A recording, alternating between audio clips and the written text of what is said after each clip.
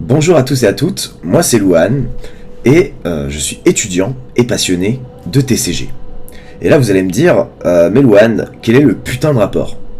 Eh bien c'est très simple.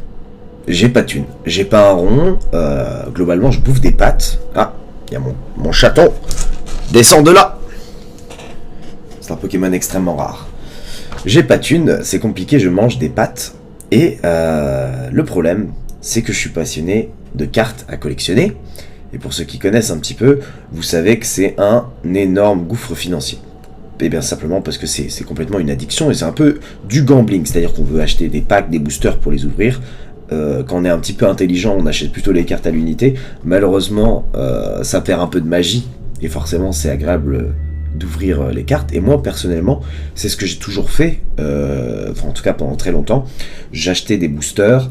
De temps en temps, des petites boîtes, ça m'est arrivé d'acheter une demi-display, même une display une fois sur Pokémon. Sauf que le petit problème, c'est que entre temps, je suis tombé accro à un autre TCG qui n'est pas Pokémon et qui s'appelle Star Wars Unlimited.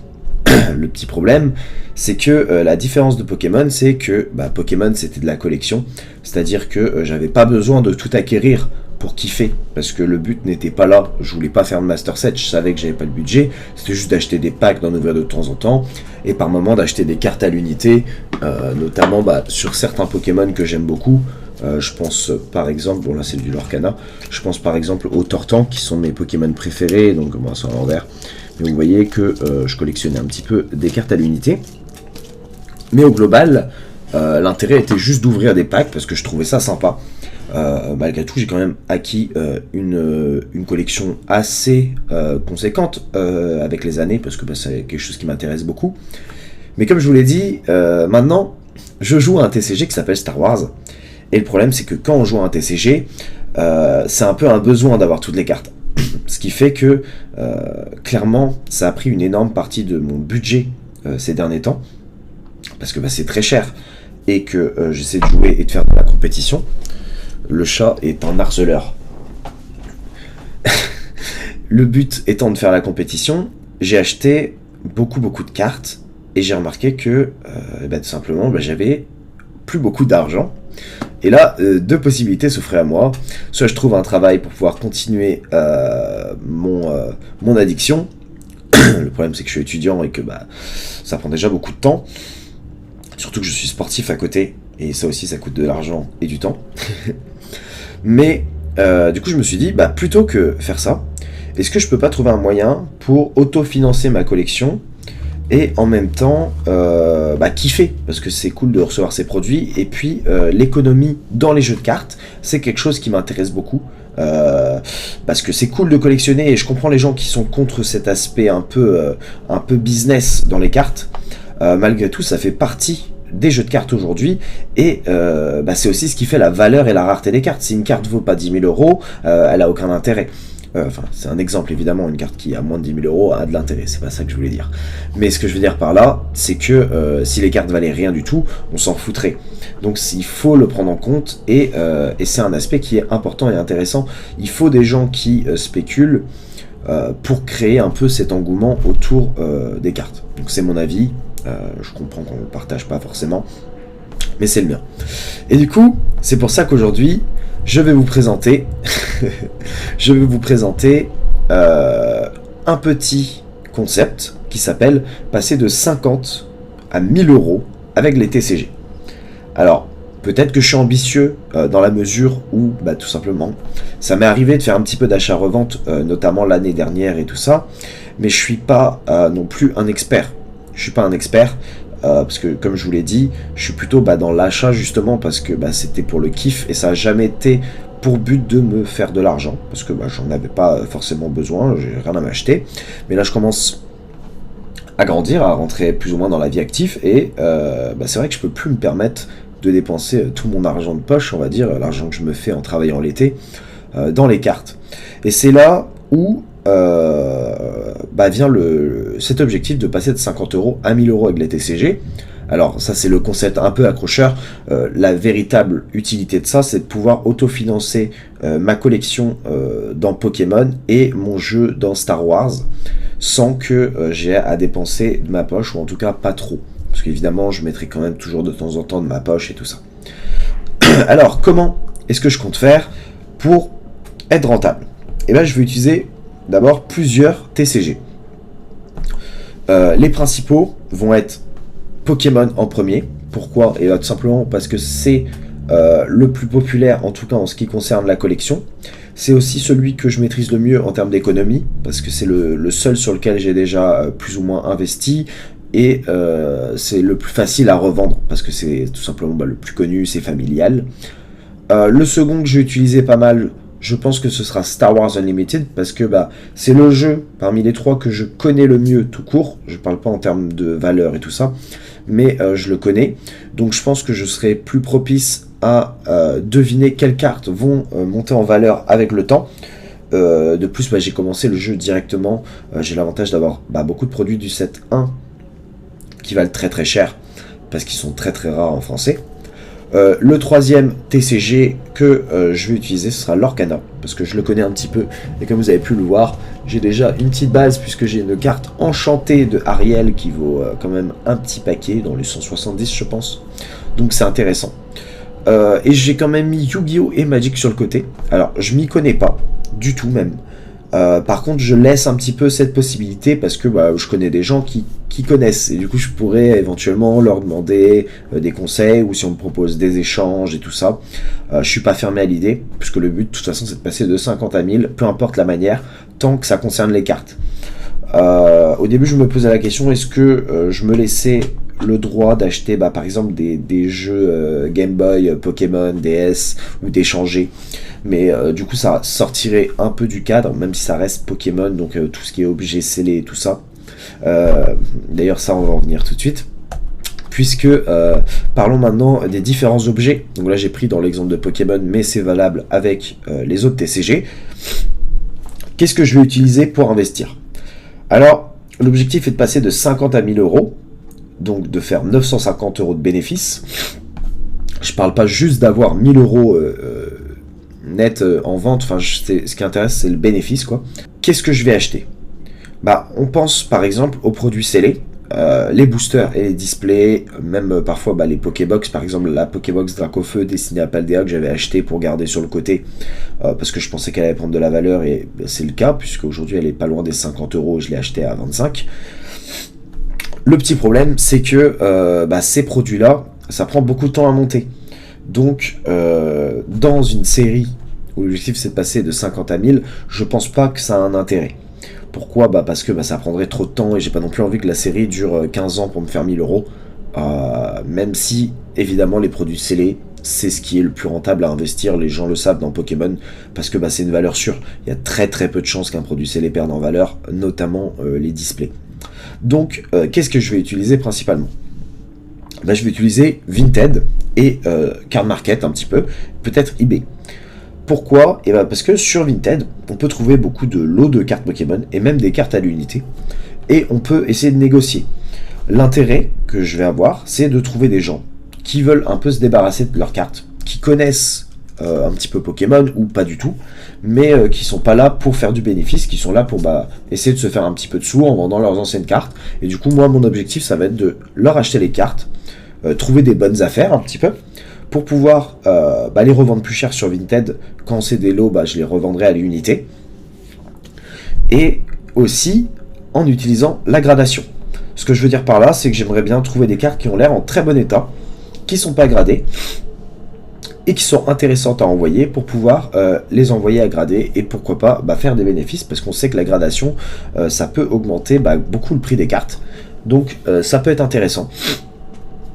Donc ça va être les solutions principales que je vais utiliser pour faire de l'argent, et je pense qu'on va pouvoir passer tout de suite au début de la vidéo, où je vais vous présenter mes premiers investissements, qu'est-ce que j'ai fait avec mes 50 euros, pour que dans un second épisode, on ait un peu le résultat de la somme que j'ai obtenue à la vente de ces produits. Peut-être que ça va flop, peut-être qu'à des moments je vais descendre parce que j'arriverai pas à vendre un produit, et il faudra le brader et je serai pas rentable, et on s'en fiche, je le mettrai dans la vidéo quand même. Le but c'est juste que vous suivez un petit peu ma petite aventure. C'est pas forcément de réussir. Je mets 50 euros, c'est une somme que je peux me permettre de mettre. Si jamais ça foire, et ben ça foire. Ça me dérange pas du tout. Mais dans tous les cas, je vous ferai suivre ça avec moi. Et n'hésitez pas à me donner des petits conseils. Si vous voyez que j'achète un produit ou que oui, j'achète des cartes et que c'est débile comme achat, vous me le dites, vous dites, Louane, t'es complètement débile, t'y connais rien aux cartes, gros loser, et vous mettez un pouce rouge. Non, vous mettez un like. Mais vous pouvez m'insulter dans les commentaires, dans tous les cas, ça fait le référencement. Ceci étant dit, nous allons pouvoir commencer, et je vous dis à tout de suite. Tout le monde, donc là vous voyez, je suis dans ma voiture. Pourquoi? Eh ben parce que je vais chez un copain pour acheter des cartes de sa collection. Alors il m'a pas envoyé de photos, hein, c'est juste l'occasion, je vais le voir quoi, c'est pour le kiff. Et, euh, et en plus de ça, il m'a dit qu'il avait une collection de cartes, donc on va regarder ça, et s'il faut je lui rachèterai les cartes. Évidemment, l'intérêt est pas de le niquer, tu vois, alors c'est mon pote, donc je lui rachèterai à un prix correct, tu vois, quelque chose de convenable. Après l'intérêt c'est de faire quand même du bénéfice, du coup bah je serai clair, tu vois, je proposais des prix raisonnables, mais quand même en dessous du marché. Après l'avantage c'est aussi que j'ai pas de livraison à faire dans ce cas-là, donc quand c'est des petites cartes c'est très avantageux, parce que évidemment je compte le prix de livraison dans mes investissements, parce que si j'achète une carte à 5 euros et que la livraison c'est 4 euros et que je la revends 8 euros, je suis pas rentable. L'avantage du main propre, c'est que si je leur achète une carte à 5 euros et que je la revends 8 euros, j'ai 3 euros de bénéfice, ce qui est très bien, alors que avec la livraison c'est compliqué. Donc l'avantage du main propre, c'est que je peux proposer des prix aussi un peu plus élevés pour récupérer ces trucs. Donc voilà, j'y vais et je vous montre un peu les trouvailles que je fais. Si j'en fais, ça se trouve ça va être nul ce qu'il a, mais je pense qu'il y a quand même quelques petits trucs à récupérer. Je crois qu'il a du récent, quelques cartes anciennes. Le problème c'est que j'ai un peu peur de l'état, souvent des cartes pliées dans les poches et tout ça. Et par ailleurs, je voulais aussi rajouter un petit détail sur la petite aventure là pour passer de 50 à 1000 euros. Si jamais, on sait jamais, hein, la vidéo marche bien et tout ça, et qu'il y a des gens qui veulent proposer, qui veulent que je fasse des petites pubs pour des trucs, et en échange ils m'envoient un ou deux produits, même deux trois boosters et tout, évidemment je suis preneur. Et je compterai ça dans le challenge parce que je considère que ce que je fais à côté, les petites vidéos et tout ça, c'est aussi du temps un peu de travail, et c'est aussi enfin il y a quand même enfin c'est pour le kiff évidemment, la passion, mais c'est aussi pour essayer de faire un petit truc avec, ça peut être sympa. Et du coup, je compterai ça dans le challenge si jamais j'arrive à récupérer quelques petits produits. Et, euh, et voilà. Et d'ailleurs, je préparais aussi sûrement un petit jeu concours bientôt. Je vous tiendrai au courant sur les réseaux, sur YouTube et sur Instagram. Donc je vous invite à vous abonner à mon Insta et celui de Nico si jamais vous kiffez Star Wars. Donc c'est en description et sur le profil de la chaîne. Nous revoilà à la base et je vais vous présenter ce que j'ai récupéré chez mon pote. Donc j'ai quand même récupéré quelques trucs intéressants et surtout pour un prix plutôt intéressant. Donc déjà, on va commencer du moins intéressant au plus intéressant. On a un Amonita et un Rhinocorn, ancienne génération, euh, en quand même état correct malgré tout. C'est pas parfait mais c'est correct. Euh, on peut malheureusement pas en tirer beaucoup. Ce que je regarde sur Card Market et tout ça, c'est quand même, je pense, 2 euros les deux. Je pense que je peux réussir à les vendre un peu plus si je pousse. Je vais essayer. On verra. Mais c'est pas ce qui va me rendre riche et me faire avoir 1000 euros. Oh, j'ai eu du mal là. Ensuite, on a deux petites cartes promo, Lugia et OO. Ils sont pas en état dégueulasse, mais ils sont clairement pas en bon état. Surtout derrière, là par exemple, il y a une tache noire. Là, il y a les bords qui sont abîmés. Donc c'est un peu dommage. Malgré tout, c'est des cartes légendaires en holo. Sur Card Market, je pourrais vendre les deux pour 6 euros. Mais sur Vinted, il y a moyen de gratter un petit peu si c'est des cartes que les gens recherchent, ils ont un petit coup de cœur. Donc je pense si j'arrive à vendre les deux pour 8 euros, ça peut être cool. Après, si je les vends pour un peu moins, ça me dérange pas non plus. On a un Onyx qui est en état correct, voire quand même très bien devant, mais qui est un peu en mauvais état en dessous, notamment sur le bas de la carte, on voit un petit peu en blanc. Donc c'est un peu relou. Malgré tout, de ce que je vois sur Card Market et tout, je peux en tirer minimum 5 euros. Donc c'est plutôt cool. C'est plutôt cool. On va passer aux cartes les plus intéressantes. Parce que pour rien vous cacher, en gros, les premières cartes que je vous ai montrées, il me les a plus ou moins données. Enfin, j'ai donné un petit peu de sous symbolique, quoi. Là, on est sur des cartes qui sont un peu plus chères, puisqu'on a un Raikou qui est en état franchement très cool devant. mais pareil derrière c'est un peu moyen. Mais bon, si c'est pour un état classeur, ça vaut large le coup. Il vaut actuellement à peu près, allez, entre 8 et 13 euros sur Card Market, voire 14 euros dans cet état. J'en ai trouvé deux trois moins chers sur Vinted pour un état similaire, mais j'en ai trouvé aussi beaucoup plus cher pour un état moins bien. Donc je pense que si j'arrive à le vendre autour des entre 10 et 12 euros, je serais très content. Ce serait une réussite. On va passer aux deux cartes un peu maîtresses que j'ai réussi à choper. C'est marrant parce que c'est des cartes que j'avais déjà en double, du coup c'est drôle. Mais comme ça, j'aurais pas de scrupules à les vendre puisque je les ai déjà. Donc c'est des cartes qui moi je trouve perso très cool. En fait, j'adore les cartes dresseurs full art. C'est vraiment un kiff. Alors je sais que c'est un peu boudé par pas mal de gens, mais moi j'aime bien. Parfois même plus que les Pokémon. Bah là, par exemple, mes locaux, je la trouve vraiment magnifique. Bref, les deux sont environ à 13 euros chacune. Tully, je crois qu'elle est plutôt dans les 12 euros en moyenne, et mes locaux plutôt dans les 14 voire 15 euros, mais il y en a une en vente à 10 euros en très bon état. Pareil, les deux, j'aimerais bien en tirer ouais, entre 26 et 30 euros. Je descendrai pas en dessous de 26 euros. Pour vous dire du coup le total que ça m'a rapporté, c'est environ, enfin, que ça va me rapporter si j'arrive à les vendre, ce serait environ 52 euros. J'ai aussi acheté ça, puisqu'il avait ça qui traînait. Donc un booster non ouvert, bah, non pesé, je suppose, parce que je pense qu'il en a un peu rien à foutre. Que au total, je lui ai filé 30 euros. 30 euros et une canette de Red Bull. Et j'en ai pour 52 euros plus le prix du booster. Donc, allez, je pense que ça doit être 6 euros à peu près sur Vinted. C'est une collection récente. Mais je me suis dit, dans tous les cas, je suis rentable pour la semaine.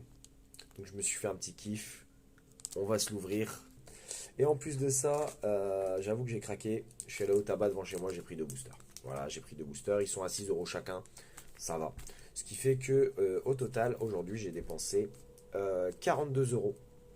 Et normalement, ça me rapporte minimum 52 euros sans les ouvertures de booster.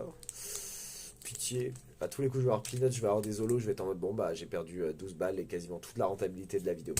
Et c'est pour ça que finalement, je vais jamais réussir ce challenge parce que je suis addict à l'ouverture des boosters. Et oui, c'est très compliqué. Mais c'est un petit kiff, c'est aussi pour la vidéo, c'est sympa. Bon, je pense que les communes, on s'en fout un peu en vrai. De toute façon, là, on est là que pour la thune et pas du tout pour la passion, que pour la rentabilité. C'est là, ok. Première reverse, elle est cool. Deuxième reverse et une holo. Il fallait s'y attendre de toute façon. Hein. Bon, j'aurais dû le revendre, mais c'est fait. Elle est même pas holo. Si elle est holo. Ah si elle est holo, c'est un peu bizarre. Il nous en reste deux pour perdre encore plus d'argent. Après, Belek, chope une gold ou un truc. Ça serait vraiment cool. Ouais. D'ailleurs, j'y pensais, mais au début j'ai dit que je ferais sur beaucoup de TCG, mais malgré tout, je pense que ça va quand même beaucoup être centré autour de Pokémon parce que bah, c'est quand même le plus facile à investir et aussi parce que bah, sur Star Wars par exemple, souvent quand j'achète des cartes, c'est pas forcément pour de l'achat-revente, bien que je risque quand même d'en acheter pour revendre, mais à des gens que je connais. En fait, je pense pas me chercher des trucs sur Vinted, mais si à l'occasion ça se présente, je vois que quelqu'un vend une carte, j'essaie de la choper pour un peu moins cher et de la revendre, ça peut être cool. Du coup, des cartes que j'ai déjà en collection, puisque sinon bah, je vais les garder, étant donné que j'essaie de faire les full sets sur Star Wars en x3 en plus pour jouer. Donc, première reverse, deuxième reverse et ah, c'est à chier. C'est vraiment à chier. Bon, je vendrai quand même les holos et tout ça. Je ferai des lots. Hop. Et le petit dernier. Du coup, on a ça. Est-ce qu'on l'ouvre comme un terroriste? On va l'ouvrir comme un terroriste. Oh, y a rien. Oh, y a rien, c'est dur. C'est très dur. C'est très dur. Mais c'est le jeu, malheureusement. Donc, bah, pas rentable. J'ai perdu. Combien j'ai perdu? Ah ouais, ça fait chier quand même. J'ai perdu trop d'argent. Donc, fini pour le petit chapitre des boosters. C'est de la merde. Plus jamais je ferai ça. C'est faux. J'en rachèterai à chaque épisode, c'est sûr. Mais ceci étant dit, on va pouvoir passer à la dernière partie de cette vidéo. Donc je pense que ça va être peut-être les premières ventes que j'arrive à faire. Et si j'arrive à faire, bah, on va réinvestir une dernière fois avant le prochain épisode. Donc là, il me reste 8 euros. Si j'arrive à choper, allez, disons un petit 25 euros, là, si j'arrive à vendre, bah, par exemple, les deux dresseurs full art, donc 26 euros, ça peut être cool.